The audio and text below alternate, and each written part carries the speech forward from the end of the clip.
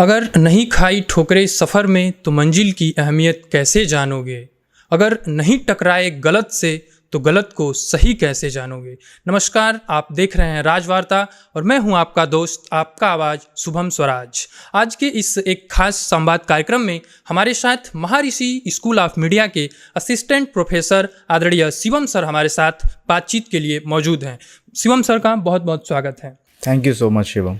Sir, हम कार्यक्रम को आगे बढ़ाने से पहले एक बात आपसे बताना चाहूँगा कि जैसे किसी क्रिकेट प्रेमी के लिए, किसी क्रिकेट खेलने वाले के लिए जिस तरह से सचिन तेंदुलकर, विराट कोहली और महेंद्र सिंह धोनी से मिलने के बाद जो खुशी उन्हें होती है, वही खुशी मुझे आज आपसे मिल कर के हो रही है।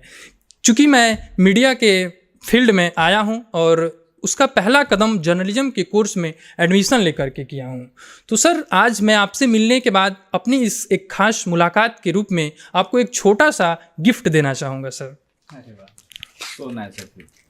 Thank you sir. अरे वाह, thank you so much sir, इसको लगा दें यहाँ पे। अरे वाह, थैंक यू। क्या बात है, मतलब आपने आज मेरी जेब भर दी। Thank you so much sir. Sir, media में आप एंकर के रूप में रहे हैं, एक जर्नलिस्ट रहे हैं, एंकर रहे हैं और वर्तमान में आप असिस्टेंट प्रोफेसर के रूप में कार्य कर रहे हैं। हमारे फील्ड में जो जर्नलिज्म का फील्ड है, जो मीडिया का फील्ड है, इसमें तमाम तरह के क्वेश्चंस रहते हैं। उन्हीं क्वेश्चन का आंसर जानने के लिए, उत्तर जानने के लिए, या जो कुछ युवाओं के मन में जो प्रश्न उत्पन्न हो रहे हैं, उन्हीं से संबंधित हम कुछ आपसे प्रश्न करना चाहेंगे। सर, कार्यक्रम की शुरुआत करना चाहेंगे। सर, वर्तमान समय में मीडिया को गोदी मीडिया, बिका हुआ मीडिया कहा जा रहा है। तो मैं सर आपसे ये जानना चाहता हूँ कि क्या ये पत्रकारिता में स्टार्टिंग से ही था या 2014 के बाद आया है। शुभम, सबसे पहले तो आपका बहुत बहुत शुक्रिया, बहुत बहुत आभार जो आपने मुझे इतना प्यार दिया और इतना सम्मान दिया, उसके लिए। अब बात आपके सवाल की। यस। देखिए, ऐसा नहीं है कि पत्रकारिता में चुनौतियाँ कभी कम रही हों। पत्रकारिता में चुनौतियों से हर किसी ने मुलाकात की है, हर कोई दो चार हुआ है, चाहे वो कोई भी पत्रकार रहा हो जो मीडिया के फील्ड में रहा है, वो इस तरह की चुनौतियों से जूझता रहा है। ऐसा भी नहीं है कि 2014 के बाद से स्थितियां बदली हैं या फिर 2014 के बाद से स्थितियों में बदलाव हुआ है। हाँ, आप ये कह सकते हैं कि वो चीज़ें 2014 के बाद से दिखना ज़्यादा शुरू हो गई हैं। या आप यूँ कह सकते हैं कि उनको लोगों ने नोटिस करना ज़्यादा शुरू कर दिया है। पत्रकारिता में हम जब भी पत्रकारिता करने आते हैं तो पहले जब पत्रकारिता का जो पेशा हुआ करता था वो एक सोशल सर्विस हुआ करती थी। उस वक्त पत्रकारिता व्यवसायीकरण पत्रकारिता का नहीं हुआ था। उस वक्त व्यवसाय के रूप में पत्रकारिता को नहीं देखा जाता था। आज के समय में जैसे जैसे पत्रकारिता का व्यवसायीकरण हुआ है, हमें इस तरह की चीज़ें देखने को मिल रही हैं। जब भी घर चलाने की बात आती है, ब्रेड एंड बटर की बात आती है, आप ये यकीन मानिए कि कोई भी इंसान है, उसको कॉम्प्रोमाइज़ करना पड़ता है, क्योंकि उसको अपना परिवार पालना है, उसको अपनी फैमिली को ग्रो करना है। मीडिया पर्सन जब ऐसी स्थिति में होता है, जब उसे पता है कि या तो वो अपनी पत्रकारिता करे, अपना पत्रकारिता धर्म निभाए, या फिर अपने परिवार का भरण पोषण करे, तो उसमें से कहीं ना कहीं उसको वो चीज़ चुननी पड़ती है जो उसके लिए सबसे ज़्यादा ज़रूरी होती है। अगर आपका पेट भरा हुआ है तो शायद आप पत्रकारिता को अहमियत देंगे, लेकिन अगर आपका पेट भरा हुआ नहीं है तो आप कॉम्प्रोमाइज़ करेंगे। बस यही बात है। मुझे लगता है कि मेरा जवाब आपको मिल चुका होगा। यस सर, बिल्कुल सर। सर, क्या पत्रकारिता में एक पत्रकार मालिक के दबाव में कार्य करता है? मालिक आप नहीं कह सकते, लेकिन हाँ, हर चैनल की, हर मीडिया हाउस की अपनी कुछ पॉलिसीज़ होती हैं और उन पॉलिसीज़ को ध्यान में रखते हुए ही, चाहे वो CEO हो या फिर मैनेजिंग डायरेक्टर हो या फिर न्यूज़ डायरेक्टर हो, वो अपनी टीम के साथ उस तरह का आउटपुट निकालने की कोशिश करते हैं, क्योंकि हर चैनल अपनी पॉलिसीज़ से चलता है। उसकी कुछ पॉलिसीज़ रहती हैं, फिर चाहे वो, मैं किसी एक न्यूज़ चैनल का या किसी एक मीडिया हाउस का नाम नहीं लेना चाहूँगा, लेकिन हर मीडिया हाउस की अपनी कुछ पॉलिसीज़ होती हैं, उन्हें फॉलो करना होता है। और वही चीज़ें हैं जो हम और आप या फिर कोई भी ऐसा पत्रकार हो जो मीडिया हाउस में काम कर रहा है, किसी न्यूज़ चैनल में काम कर रहा है, जाहिर सी बात है कोई अपनी मनमानी तो नहीं कर सकता ना। कहीं ना कहीं हर किसी के ऊपर किसी ना किसी का कोई ना कोई बॉस होता है। आप कोई रिपोर्ट करके जा रहे हैं, आपको उस रिपोर्ट में 4 चीज़ें अच्छी दिख रही हैं, लेकिन जो आपका बॉस है हो सकता है वो उस सेम रिपोर्ट को किसी दूसरे नज़रिए से देख रहा हो, ठीक है, जहां पर एक पहलू रेवेन्यू का भी जुड़ा हुआ है। तो तमाम चीज़ें हैं जिसको देखते हुए कोई भी मीडिया चैनल या कोई भी मीडिया हाउस काम करता है। और कहीं ना कहीं जो पत्रकारिता की बात है, वो पत्रकारिता हमेशा जिंदा रहती है। उसको कहीं ना कहीं लोग कोशिश करते हैं, जब तक कि कोई बहुत ऐसी चीज़ ना आ जाए जहां पर मतलब मैं अब उसको क्या बोलूं, जब तक कि कोई ऐसी चीज़ ना आ जाए जो उनकी नौकरी पर सवाल खड़ा कर दे, तब तक वो पत्रकारिता जिंदा रहती है। सर, ये क्वेश्चंस आजकल इस वजह से चल रहे हैं। साबरमती रिपोर्ट आपने देखी? फिलहाल तो मैंने नहीं देखी है, लेकिन हाँ, मुझे कई लोगों ने ये रिपोर्ट दी है कि साबरमती रिपोर्ट को आप ज़रूर देखिए। तो मैं कोशिश करूँगा कि जल्दी उस फिल्म को ज़रूर देखूँ, और मैं आप सभी से भी अनुरोध करूँगा, और मैं चाहूँगा कि मैं आपको अपने साथ लेकर जाऊँ और उस साबरमती रिपोर्ट को हम लोग साथ में देखें।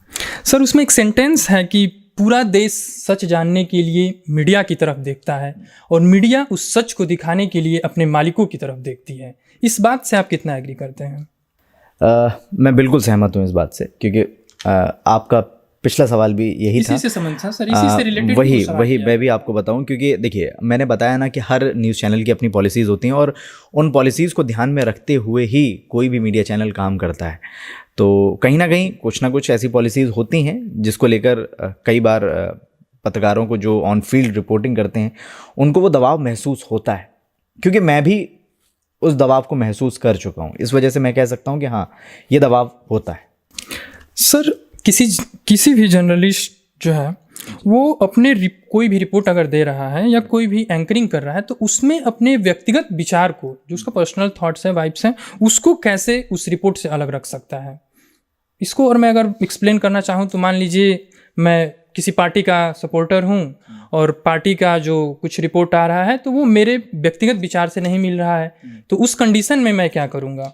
देखिए, जब आप पत्रकारिता की फील्ड में आते हैं शुभम, तो आप ये मान के चलिए कि हर एक इंसान की अपनी एक व्यक्तिगत सोच होती है, अपनी एक व्यक्तिगत पसंद होती है। लेकिन जब आप पत्रकारिता के क्षेत्र में हैं तो आपको कहीं ना कहीं उस पसंद को, नापसंद को दरकिनार करना होता है, और जब तक आप उसको दरकिनार नहीं करेंगे आप एक अच्छे रिपोर्टर या एक अच्छे एंकर नहीं बन सकते। क्योंकि कोई भी खबर हो, कोई भी रिपोर्ट हो, कोई भी पॉलिटिकल न्यूज़ हो, उसमें अगर आप अपना एंगल डालेंगे या अपने विचारों को व्यक्त करेंगे, ठीक है, अगर कोई इंसान आपके विचार जानना चाहता है तो ज़रूर बताएं, लेकिन जब आप एक मीडिया पर्सन के रूप में, जब आप एक न्यूज़ एंकर के रूप में न्यूज़ को प्रेजेंट कर रहे हैं, उस वक्त आपको अपने विचारों को अलग रखना होगा, और जो न्यूज़ है उसको एज इट इज़ ऑडियंस के सामने रखना है। सर, पत्रकारिता में कोई नया पत्रकार या नया स्टूडेंट जो अभी हाल ही हाल पत्रकारिता में कदम रख रहा है, वो सोशल मीडिया का कैसे यूज कर सकता है? सोशल मीडिया, ये बहुत अच्छा सवाल है शुभम, क्योंकि सोशल मीडिया आज के समय में एक बहुत ही अच्छा टूल है। जैसे आपने बात की कि मीडिया हाउसेस में लोगों के ऊपर दबाव रहता है, तमाम तरह की चीज़ें हैं, परेशानियां हैं, दुश्वारियां हैं। अगर सोशल मीडिया को हम देखें तो इस तरह की चीज़ें सोशल मीडिया में नहीं है। हाँ, कहीं ना कहीं आज कुछ रेगुलेशंस की बात की जा रही है कि सोशल मीडिया भी उस तरह की चीज़ों की दायरे में आएगा और उस जद में आएगा, लेकिन अगर आपका कोई अपना व्यक्तिगत विचार है, अगर आप निष्पक्ष तरीके से रिपोर्टिंग करना चाहते हैं, अगर आप सच्चाई दिखाना चाहते हैं, तो सोशल मीडिया एक बहुत ही अच्छा ज़रिया है जिसके ज़रिए आप अपनी बात लोगों तक पहुंचा सकते हैं, कम समय में पहुंचा सकते हैं और ज़्यादा लोगों तक पहुंचा सकते हैं। क्योंकि अगर आपने अपना ऑडियंस बेस अगर बिल्ड कर लिया किसी भी सोशल मीडिया प्लेटफॉर्म पर, तो आप ये मान के चलिए कि आप भी किसी मीडिया हाउस से कम नहीं है। आपकी भी आवाज़ उतनी ही दूर तक जाएगी जितनी दूर तक किसी नेशनल मीडिया चैनल की जाएगी। बिल्कुल सर।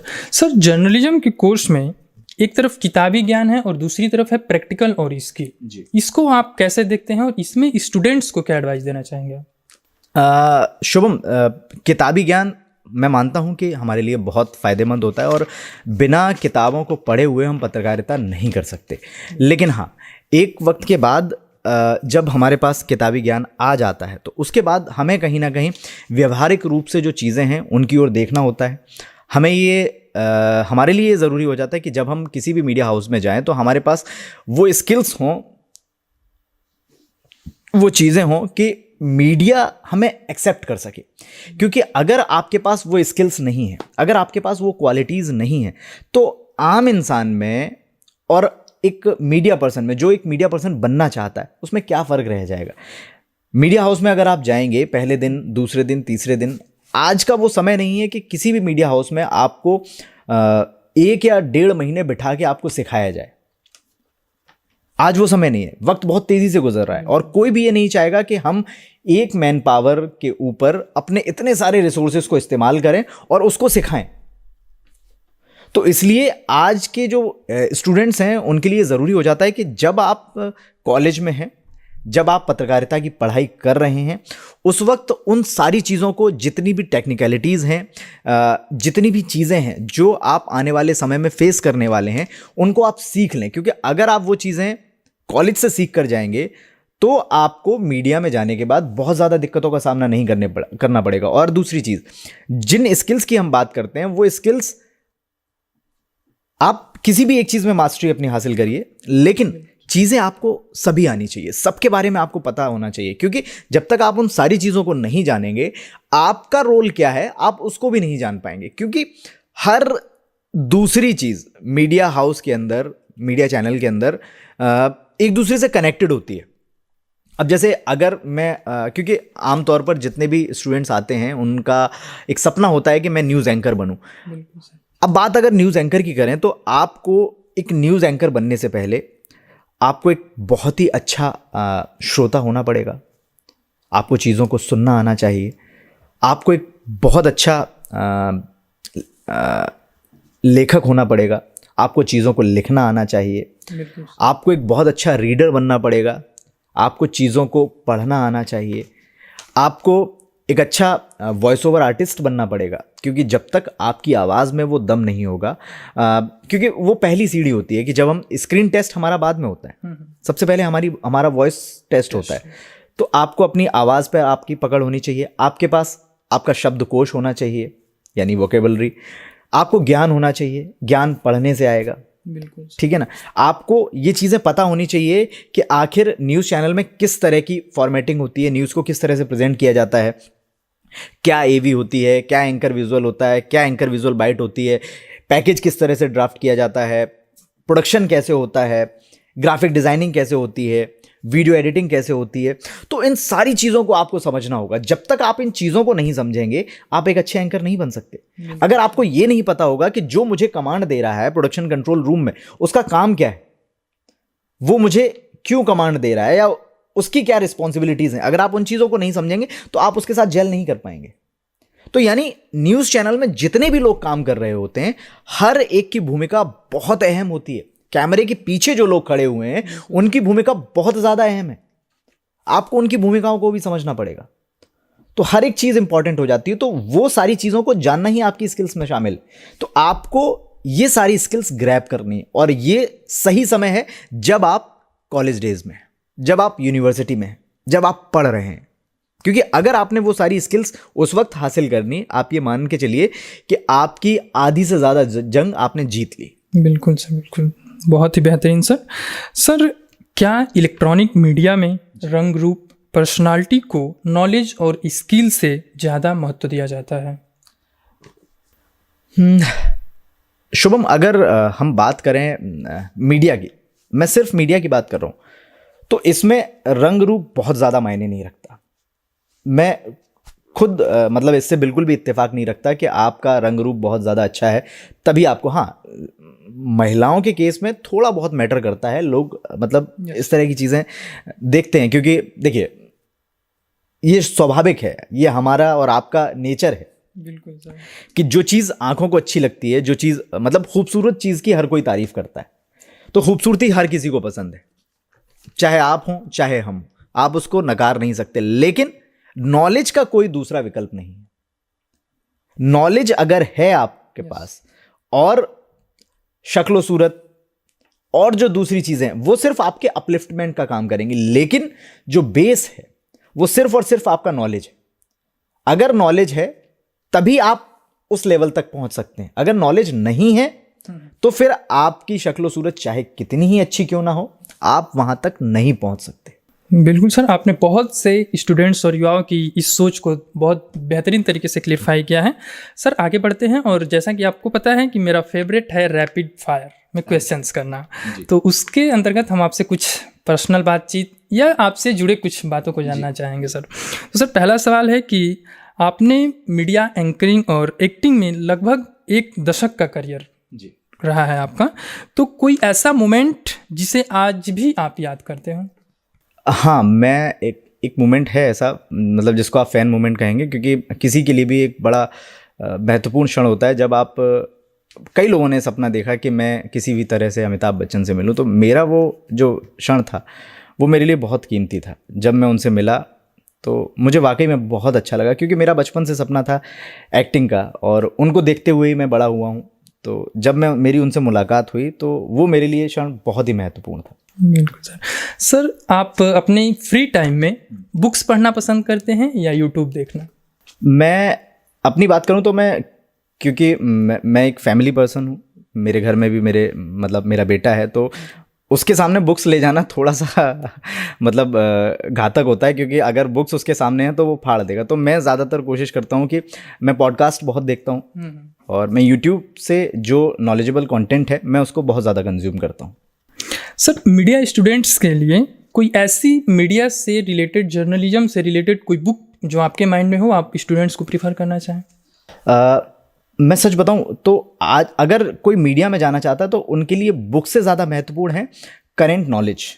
अगर आप हर दिन, मैं एक छोटी सी टिप देना चाहूँगा यहाँ पर आपको, अगर आप एक अच्छा मीडिया पर्सन बनना चाहते हैं, आप पूरा अखबार बिल्कुल मत पढ़िए। मैं कभी नहीं कहूँगा कि आप पूरा अखबार, कोई नहीं पढ़ सकता, किसी की इतनी क्षमता नहीं होती कि वो पूरा अखबार बैठ के पढ़े और उसको चाटे। नहीं, आप जिस चीज़ में इंटरेस्ट रखते हैं, आप जिन खबरों को ज़्यादा पढ़ते हैं, उन्हीं खबरों में से कोई भी एक खबर उठाइए, उसको पढ़ना शुरू करिए और हर एक शब्द को गहराई से समझिए।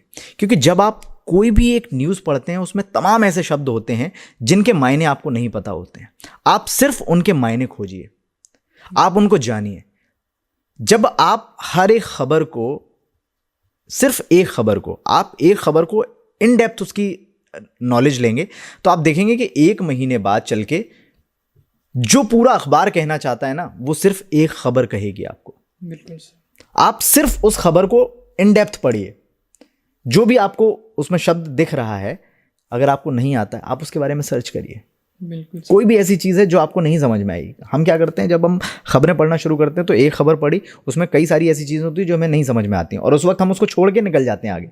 लेकिन हमें वो नहीं करना है, हमें उसी वक्त उन चीज़ों को सर्च करना है, जानना है, समझना है कि आखिर ये कहना क्या चाहता है या इस शब्द के मायने क्या है। आप देखिएगा कि 1 महीने बाद आपको अपने आप में ढेर सारे बदलाव देखने को मिलेंगे। बिल्कुल। सर आज की इस अपने बिजी लाइफ में क्या आप भी संडे का वेट करते हैं? बिल्कुल। अच्छा सर, अभी हाल ही में आपने अपने सुखद वैवाहिक जीवन का 5वां वर्षगांठ मनाया। हालांकि हमें आपने नहीं बुलाया, फिर भी कोई बात नहीं। आप स्वयं एक टीचर हैं, फिर भी इन 5 वर्षों में आपको कोई ऐसी चीज सीखने को मिली है वर्तिका मैम से? हाँ, पेशेंस। क्योंकि मैंने देखा है कि मतलब उनके अंदर एक गजब की क्षमता है। मतलब मुझे ऐसा लगता था कि शायद मैं ही सबसे ज़्यादा मतलब ऐसा व्यक्ति हूँ जिसमें पेशेंस है, लेकिन उनमें मुझसे कहीं ज़्यादा पेशेंस है और मैंने उनसे काफ़ी कुछ चीज़ें सीखी हैं पेशेंस के मामले में। बहुत सारी चीज़ें हैं और उनका जो व्यवहार है वो बहुत ही अच्छा है, न सिर्फ अपने परिवार के प्रति बल्कि सामाजिक जो व्यवहार है वो उनका बहुत ही अच्छा है। बहुत ही बेहतरीन सर। सर आपको चाय पसंद है या कॉफ़ी? कॉफ़ी। सर आपका फेवरेट कलर जान सकते हैं? Favourite colour blue. ब्लू। वाह, सेम। सर, बहुत सारे स्टूडेंट्स के मन में ये सवाल रहता है कि एंकर और जर्नलिस्ट में क्या डिफरेंस है? देखिए, जर्नलिस्ट होता है जो दो चीज़ें हैं। अगर आप न्यूज़ एंकर की बात करेंगे तो न्यूज़ एंकर जो न्यूज़ आप तक पहुंचा रहा है, जर्नलिस्ट जो खबरें आप तक लेकर आ रहा है। अब जर्नलिस्ट वो खबर अपने मीडिया हाउस को देगा, मीडिया हाउस न्यूज़ एंकर के ज़रिए वो खबरें आप तक पहुंचाएगा, ठीक है ना। तो जर्नलिस्ट क्या होता है? जर्नलिस्ट ज़मीनी हकीकत को देखता है, न्यूज़ एंकर शायद ज़मीनी हकीकत को नहीं देख पाता है। वो उन्हीं चीज़ों को आप तक कन्वे करता है जो जर्नलिस्ट या जो रिपोर्टर या जो लोग फील्ड में काम कर रहे हैं, ग्राउंड में काम कर रहे हैं, उन चीज़ों की सच्चाई को समझ रहे हैं, उसकी गहराई को जान रहे हैं। तो जर्नलिस्ट कहीं ना कहीं खबरों के ज़्यादा करीब रहता है और उसको चीज़ों की समझ कहीं ना कहीं एंकर से ज़्यादा होती है। बिल्कुल सर। सर, आप स्वयं देश की गतिविधियों से अपडेट रहने के लिए क्या करते हैं? मैं कई सारे एप्लीकेशंस हैं जिनको मैं लगातार देखता रहता हूं और मैं कोशिश करता हूं कि जो भी चीज़ें नई हो रही हैं उनको मैं जानता रहूं, समझता रहूं, और जो हमारी टेक्नोलॉजी है उसको मैं मतलब साथ लेकर चलने की कोशिश करता हूं कि कोई भी अगर नया अपडेट आ रहा है तो वो अपडेट आपको मेरे फ़ोन में भी मिलेगा और मेरे जीवन में भी मिलेगा। तो मैं अपने आप को भी अपडेट करने की कोशिश करता हूं। और रही बात न्यूज़ की, तो न्यूज़ में कई सारे एप्लीकेशंस हैं, अगर मैं नाम लूँगा तो उनका प्रमोशन कहलाएगा वो, तो मैं वो नाम नहीं लेना चाहता। सर, एक और आखिरी सवाल है कि नॉलेज और इन्फॉर्मेशन में क्या डिफरेंस है? नॉलेज और इन्फॉर्मेशन, देखिए, जानकारी हम सिर्फ अपने तक रखते हैं। नॉलेज के ज़रिए हम दूसरों की राह प्रशस्त कर सकते हैं। अगर मेरे पास किसी चीज़ की नॉलेज है, ठीक है, कोई भी इंफॉर्मेशन है, अगर वो इंफॉर्मेशन मैंने आपको दी तो वो नॉलेज बन गई, क्योंकि वो अब आपके काम भी आएगी। लेकिन अगर वो सिर्फ मेरे तक सीमित है तो वो सिर्फ इंफॉर्मेशन है। बिल्कुल सर। सर, आज के इस एक खास संवाद कार्यक्रम के लिए आपका बहुत बहुत धन्यवाद। आपने अपने बिजी शेड्यूल से हमें 10-15-20 मिनट दिया है, इसके लिए हम आपका आभार प्रकट करते हैं। और चूंकि आप सर खुद एक बहुत बड़े एंकर रहे हैं, तो मैं चाहता हूं कि इस एक खास मुलाकात की क्लोजिंग आप करें अपने अंदाज में सर। अरे वाह! अगर इसमें आप कुछ मॉडिफिकेशन करना चाहें तो कर सकते हैं सर। चलिए, तो मेरे लिए बहुत ही अच्छा क्षण था कि शुभम ने मुझे इस पॉडकास्ट के लिए बुलाया, और मेरा वक्त, चूँकि इन्होंने कहा कि बहुत ज़्यादा कीमती है, लेकिन नहीं, मैं अपने स्टूडेंट्स के लिए हमेशा अवेलेबल हूँ और आप जब भी कहेंगे मैं आपके साथ मौजूद रहूँगा। तो फिलहाल इस पॉडकास्ट में शुभम के साथ इन सवालों का सिलसिला यहीं पर समाप्त होता है, और आप ज़रूर देखते रहिए राजवार्ता। और हाँ, अगर आपको ये वीडियो अच्छा लगा हो तो प्लीज़ इस चैनल को ज़रूर सब्सक्राइब करिए। अगर वीडियो ज़्यादा अच्छा लगे तो इसको शेयर ज़रूर करिए। धन्यवाद।